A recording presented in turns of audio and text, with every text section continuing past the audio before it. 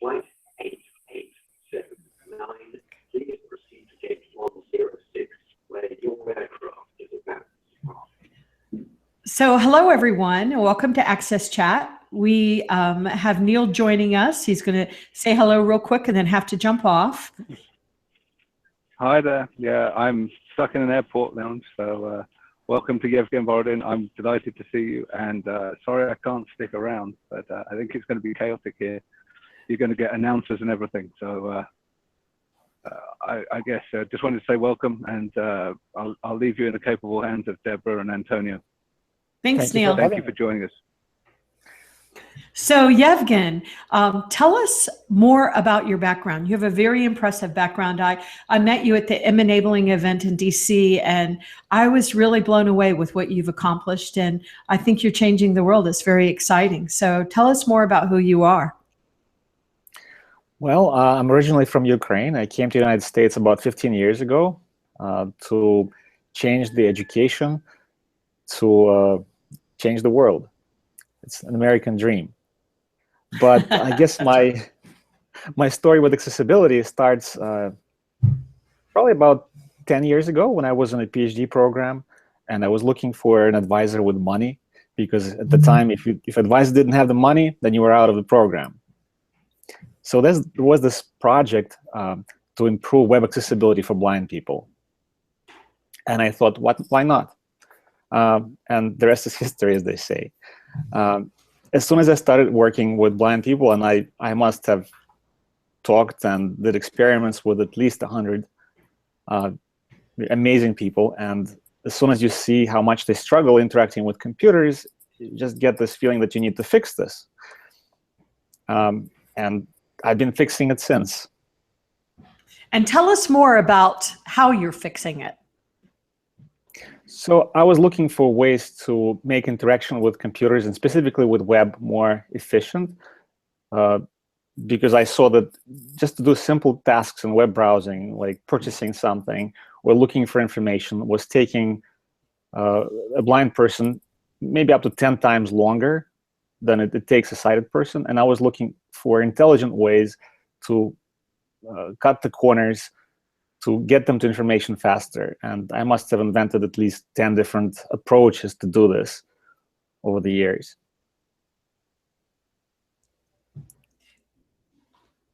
So, and that's very typical of an entrepreneur anyway, is that, you try different things and until you get the right one. But so you are the creator of CAPTI. Am I saying that correctly?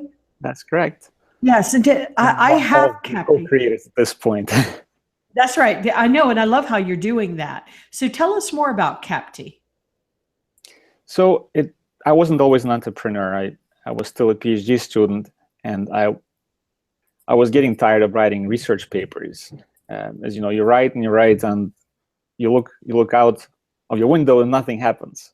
Nobody takes your paper and implements it. So I thought, why not create a company that would develop this innovative screen reader for blind people that would change the world, that would implement all of my awesome ideas. But as it happens, once you start a company, you realize that it's all about the bottom line. And this is not a huge market. And you don't want to develop another product that will cost hundreds or even thousands of dollars. As you still see, these products are very expensive. Right. So we started thinking of, how do we make money to make this a successful company? And we thought of a radical approach. We said, why not, instead of trying to make web more accessible for people who are blind, why not make it more accessible? Why not make our technology more accessible for people who are not blind, for everybody else? And in this way, also help people who are blind. So we came up with this concept of a playlist where you can put any content that you want to read into a playlist from a variety of sources. At first it was the web, and then it was documents. So you have this playlist, and then you can listen to it whenever and wherever you want. So that's how CAPTI started. And I forgot to mention, but you are also a professor, right? Yes, I am. Sitting on two chairs in some ways. I'm a part-time professor at Stony Brook University, a research professor. So I give lectures, invited talks, but I don't really teach. I just have several PhD students who are working under my supervision and creating great things.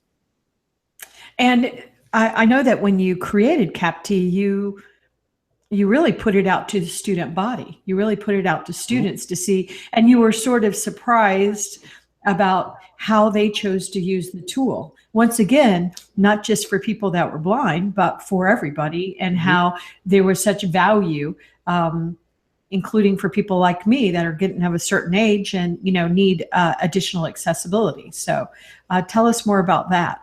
Yeah, that's what we noticed when we first released CAPT. It was just an iOS application, and we saw a lot of blind people using it, but also we started noticing that people who were around, truck drivers using it, parents with small kids, people who have dyslexia, lots of students, and educators. And that's where we started thinking of, look, this may have some impact on education. So we started pivoting to education. We started talking to teachers to see what else they would like to have in CAPT. And so now we have CAPT that works on the iOS, on iPhones, iPads, on Windows, on Mac, on Chromebooks, because teachers wanted to use it across multiple devices, because schools have a wide range of different devices. Now you have this playlist that you can synchronize, that you can create for your students and share with the entire class or with individual students. Teachers also want to be able to assess students in the process. They want to monitor their engagement. They're always short for time, so they just want to take a photograph of a page in a newspaper or a book and share it with the entire class and make it immediately accessible. So we first pushed the CAPT as an assistive technology tool for students with special education needs, but we keep being surprised how people find other ways to use it. And anyway, if you have a class that is an inclusive classroom where you have students with special education needs, somebody with dyslexia, somebody with vision loss, somebody who's learning English, if you're supporting just one student in a classroom, you might as well support the entire class. Right. I know that Antonio has a question, so let me turn it over to him. Something that we observe, especially in the gaming industry, is that the gamers, those who play with a specific game, end up finding ways to pass different levels, and by being actively using the game, they end up knowing the game sometimes better than the teams that support that game from the side of the company. You were mentioning that some of your users end up in a similar situation where they find new ways of using your app. Okay, how are you monitoring that? Because it's a very good way to get feedback from users, and sometimes a way to improve the way how the application works. Yeah, absolutely. So we're receiving tens of emails per day. So at first I was monitoring the stream myself. Then I started asking my other developers monitor it, and now we had to hire full-time customer support personnel. So now we have a feedback loop that is faster, that we're able to respond to customers within minutes, hopefully. And there's a huge wish list that people have.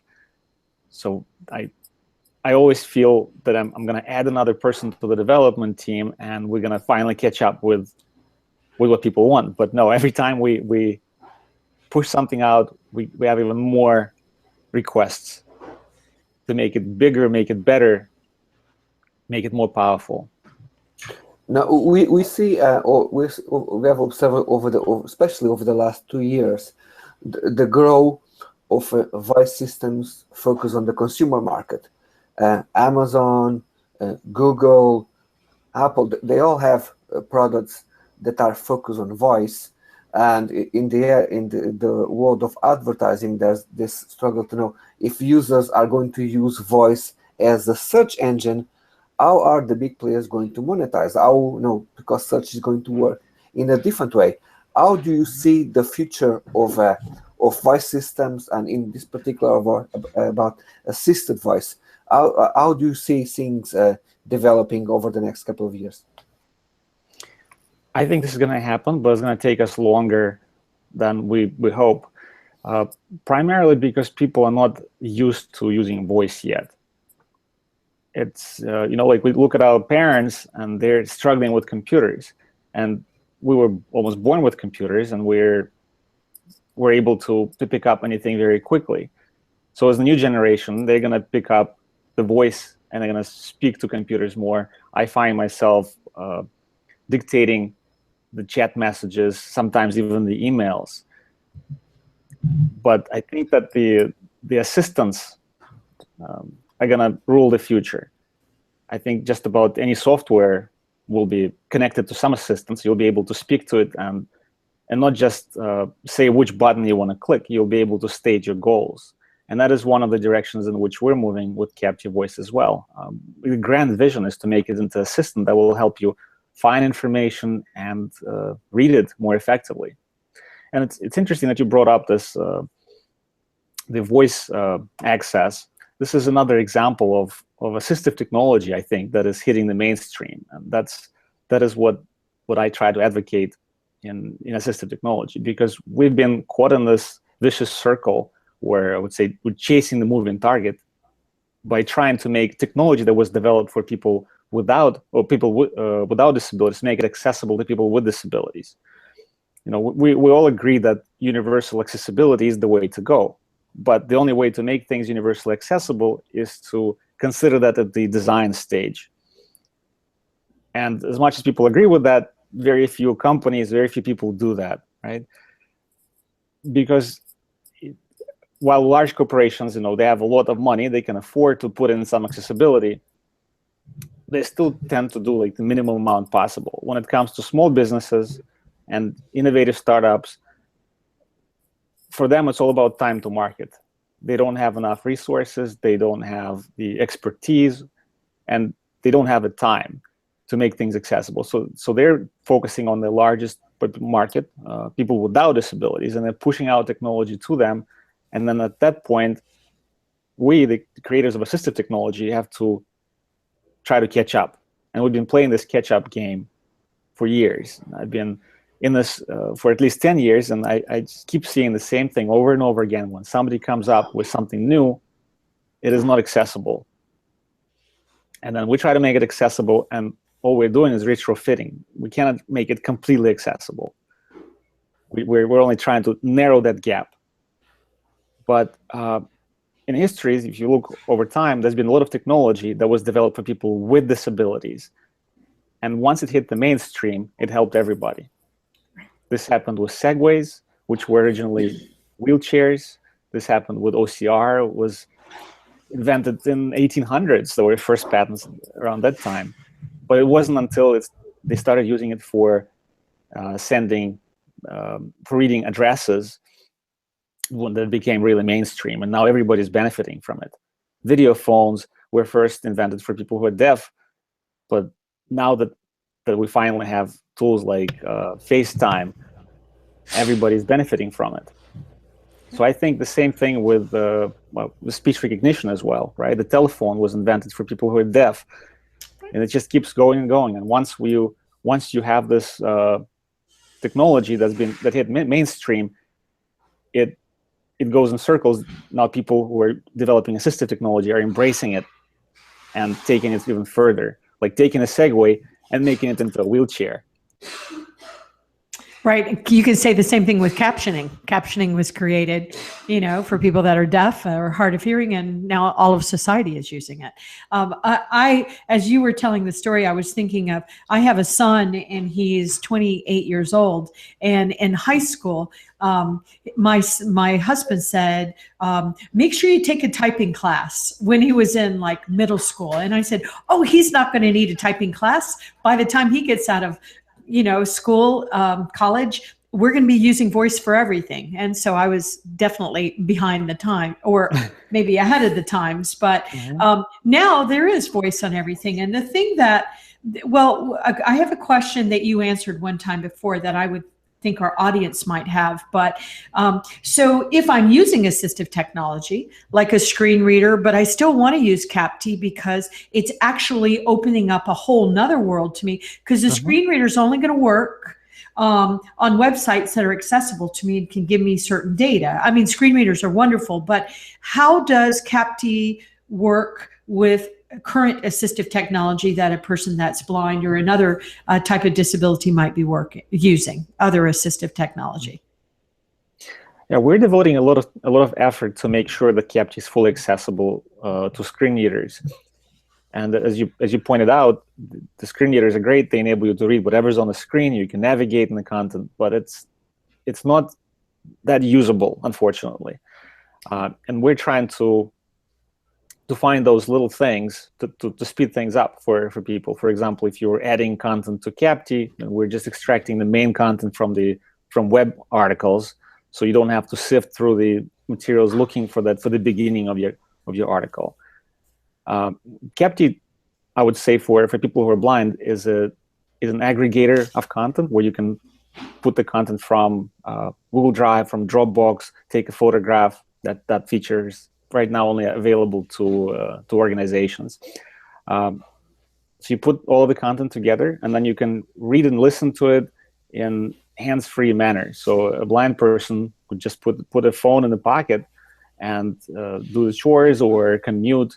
And that's what we see people are doing it as well. I myself use it when I exercise in the gym or when I drive in the car.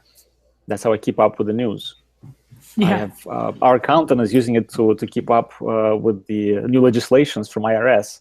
Our lawyer is using it to read the contracts. And that's what was really, and the reason why we wanted to have you on the program was, it wasn't just to talk about your application.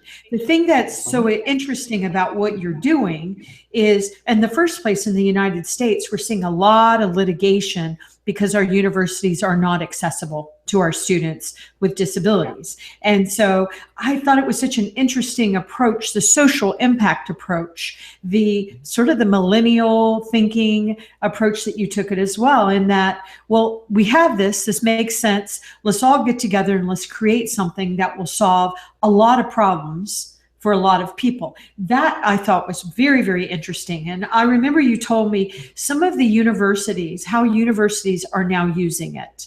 And I know that you're also talking to corporations and a lot of individuals, but will you talk a little bit more about how universities are adopting CAPT across their enterprise to make sure all students have access to the education, the information they need to be successful in an education setting? Yeah, we have universities purchasing our product and then distributing it to students, or they're just recommending it to their students. Students are spending way too much time looking at computer screens, and actually, whether it's K-12 or university, teachers and professors are saying it's difficult to get students to read anything. They come to classroom and they expect to be told, to be given the information, and they spend little time outside of the classroom. There's a huge, his sport is a huge thing in American universities and K-12 as well. So students are spending time on the track because maybe their scholarship depends on that. And if they could use that, if you could use CAPT to read their homework reading assignment, they can be more successful in their classrooms with their grades. Is there, in terms of user base, is there any specific area that you are able to identify that your users are coming from? Is basically a universe of students? Is there a geography relation in terms of user base? Can you describe us that a little bit? Yeah, we took a global approach right away. So we now have users in Japan and China, in Europe, all over the world. I would say United States, because we're based here, is our biggest market at the moment. We have users in K-12 institutions, at the universities. There are older adults that are writing to us that they're using CAPT. There are people who are learning English and using CAPT to read and listen, and that helps connect the reading and listening comprehension. We finding out about new ways to use our product ourselves. I was at the ATIA conference a couple weeks ago in Florida, and a teacher came up to me and said that CAPTCHA apparently is great with Toby. There's students who are controlling the mouse with the eye gaze, and they find CAPTCHA very helpful to keep up with reading because they just have to do less to read. So there are lots of different ways, and we keep finding out of it being useful for more types of disabilities. Apparently, it also helps students with mild autism. I was reading that you were mentioning about the images and reading. Can you tell us about how does that work within the app? Especially in the part of images and tests. Can you explain us the process? Mm-hmm. We pick out images from the documents. For example, if you add a Word document with images or the PDF document with images, we put the images in line, and we're actually simplifying and unifying everything. The one feature of CAPTCHA is the unification. Is that we're trying, whatever the text looks like, we're trying to put it in one column format with images in line, so you can then customize in fonts and colors, the background, the simple things, typical things you expect of an e-reader that is accessible.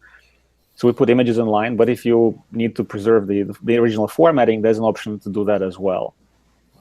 And if you add books from Bookshare, they also come with images.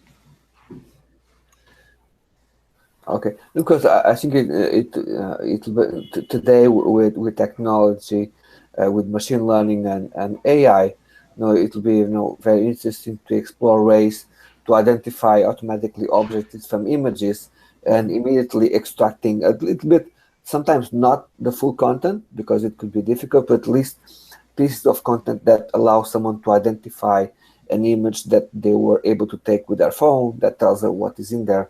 I think it will be a next step, and it will be a very interesting to see how that evolves. Yeah, absolutely. That is one direction that we're not actively working on, but yeah, I think that being able to identify what's in the image and provide automatic description would be wonderful. And I hope that Facebook, that does, I think, made the most progress in this, would make their APIs public so that everybody can connect to it and automatically identify their images. No, we saw that there's an app that exists at the moment in the market that allows people to crowdsource support in relation to images or actions that they are doing. So there's a very interesting story of a girl that she wanted to do a pregnancy test, and she didn't want to ask her boyfriend that could actually see the result. So she used this app to ask to someone, what's the result of my pregnancy test? And the stranger on the wall were able to tell her the result, because she didn't want to. She wanted to make that a surprise, and she wants to know that by herself before going to her husband and partner to tell, can you check the result? So she wanted to have that moment herself. So I think it's a great example how technology that we have today, that it's just a camera that you share with someone, and then you crowdsource that type of work, and you end up a very interesting outcome that is very important for the person that is having that moment. Yeah, that's a great example. Another question that I know that you're a social entrepreneur, and I see a lot of the efforts that you're making and other people like you. I know that Antonio, Neil, and I are this way as well. It being very important to us to have a positive social impact. And how do we take, programs like this that you've created? I know you've won some pretty impressive awards for the innovation of your work. And how do we encourage others to follow your lead in really taking your life's work and making sure that it's giving back to other people? Well, I want to come back to my radical proposal to stop chasing to make the world more accessible. Stop making assistive technology. Don't stop making assistive technology, but consider making it accessible for everybody else. Because I see a lot of students that are trying to develop the technology that is assistive, and they're targeting a very small market, and nothing ever happens. Even if they try to start a company, they're not successful. I think we should all, when we're looking at assistive technology, we should all consider whether we can make it accessible for everybody else. Because if you look at screen readers, but they're not accessible for people who are not blind. And I think if they were, the rest of the people would embrace it, and it would help everybody in the end. So I think that's a great way to think. That's a great way to think. It's very different. And as we talk about on this program, isn't that about disruption, which we're talking about all the time, right? So yeah, we have to think outside of the box, because sometimes helping people in need is not actually helping them directly, but helping somebody else. And then this will help everybody in the end. Tell our viewers more about where you're going. What are you looking for? How do you get this in the hands of every single person that needs it? Every teacher, every corporations really can benefit from this as well. I know it's an app. And so I know some of these answers because I've talked to you and gotten some really cool demos. I can actually download CAPTI for free, like other apps. Yeah. You have enterprise license for universities. What are the next steps? Where do we continue to grow with this kind of social, app? It used to be that you create an app maybe 10 years ago, and it immediately is a success because there's so few apps. Now, when we're trying to advertise our app, when we're telling people about it, there's so much other noise. There's so many games. It's just so expensive to advertise. So if there's any way to make people aware that technology like this exists, it would be a great help for social entrepreneurs. And the way we're promoting it is we're going directly to schools, to universities, to K-12 institutions. We're demoing it to them. We're going to conferences like ATIA and M-Enabling Summit, and we're trying to get as many people bought into the idea of listening to the content.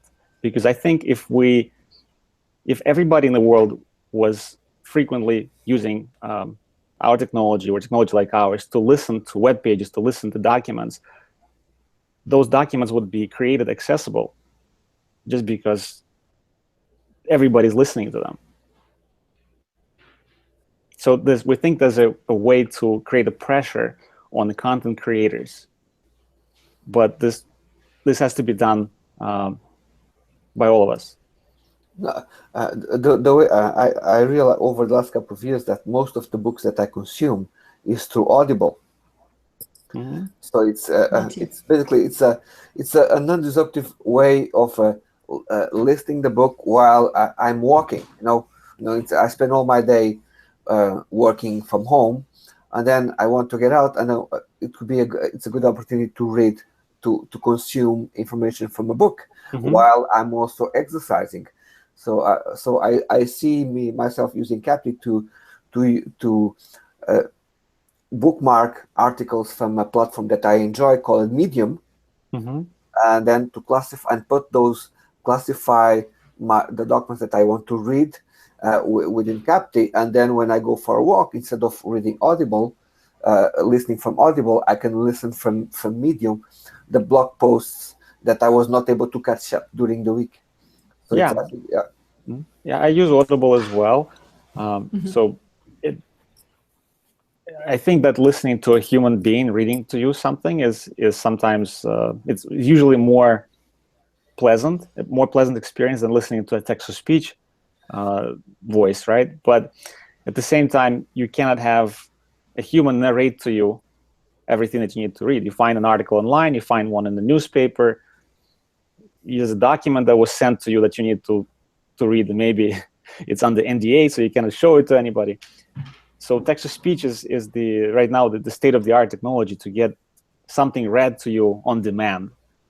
And the quality of voices has improved tremendously. I think this is another example of technology that is improving because it hit the mainstream, because everybody wants to have the phone system with automatic voices. With you have technology like this used in trains, you start seeing it in the airports and in public transport. So, and people want it to sound more natural. So you see the great companies like Google, like Amazon, jumping on this and trying to make it more usable, sound more natural. When it comes to having other people read something to you, I found that I always take text-to-speech over a non-professional narrator, just because it's more predictable and it's less distracting. And the other thing is that you have more control over the speech rate. You can, if you want to hear a different voice, you can always switch, and be able to keep more attention. Because if you keep listening to the same voice, it gets boring, right? You start losing attention. But if you switch to a voice that is older, younger, male, female, having an accent, it sort of grabs you and keeps you listening. No, one of the reasons why we do AXSchat is basically to talk broadly about accessibility and inclusion, and to have an open discussion that everybody can join. I would like to know, before going back to Deborah, sorry for this, I would like to know, from the moment that you started your career at university and you were starting to engage with your students, and today in 2017, were you able to notice any differences between the way how the students that go to you look at the accessibility and the need of or about the importance of this type of technology? Are you able to see some changes? Well, every semester I go and give a lecture on the importance of accessibility. I try to sell the idea of becoming accessibility professional to undergraduate students at Stony Brook University. And I think I'm able to convince them that they should at least be aware of it, because all the companies, all the large corporations right now are looking for people who are able to jump in and know what ARIA is, how to make accessible web pages. The one I don't see any change in that, but the one change that I see is over the last at least 5 years, students are becoming less entrepreneurial, and that's scaring me. I would always ask a question: how many of you would consider having a startup or joining a startup? And from maybe 50% of the class 5 years ago, I'm getting maybe 5% of the class raising hands today. That's so interesting. Why do you think that's the case? Something is changing in the culture. People seem to care more about job security. When I ask them a question, they're saying, well, there's health insurance, They're afraid. There's that. They're afraid. They're afraid. Yeah. They're afraid. Yeah, that's probably a symptom right now in the US and the UK. And a lot of other parts of the world. There's a lot of fear in the world right now. I want to ask a question, not to detract from our conversation, but just being sensitive to the entire community of AXSchat. So we're talking a lot, and I'm like Antonio and you, I use Audible a lot. I actually, because of the way my brain works, I process information better when somebody reads to me. I just, and as I'm getting older, my eyes get more tired and stuff like that. But as we move in this direction of voice and all of this, we do not want to leave out people that are deaf and people that are hard of hearing and people that are aging and becoming, profoundly deaf. And I know you are not suggesting that, but is there a danger as we walk down this path of accidentally leaving out a very important part of society? There is always the danger, and actually this idea that I was promoting of making assistive technology accessible for everybody else, there's danger in there as well, because as you're pivoting from the market of people with disabilities to a general mainstream market, you're hiring more people, you're devoting less time to accessibility, and you may lose the way. Right. For example, with segways, right? You switch to a mainstream market, and now it's not a wheelchair anymore. They completely left that idea. But then other people come back and they're able to use segways to make it more accessible. So I think it's easy to lose the way. But when it comes to speech technology, I think it will be beneficial to people who are deaf as well. First of all, they can they connect via Bluetooth, for example, right? So having more technology read to you that is capable to connect to you via Bluetooth would make things more accessible to them. When it comes to speech, that I see that can be a problem, because then you would need to have some kind of keyboard or device. So this is an issue that we have to deal with. Well, and I think the way we deal with it, very insightful. Right, and I think how you deal with it is exactly like we're saying. We make sure everybody is included in the conversations, and so I think we have still a lot more to do, but we're really grateful for the work that you're doing. You are absolutely changing the world. I'm very excited about CAPT and social impact, and all the things that you're bringing to the table at such a young age as well. So thank you so much for joining us on AXSchat today. And we look forward to the Twitter chat tomorrow. I know our community will have a lot of supportive questions to ask you. So thank you so much. Thank you so much. I'm looking forward to it. Okay. Thank you, Deborah. Thank you, Antonio. Bye, everyone. Bye-bye. Bye.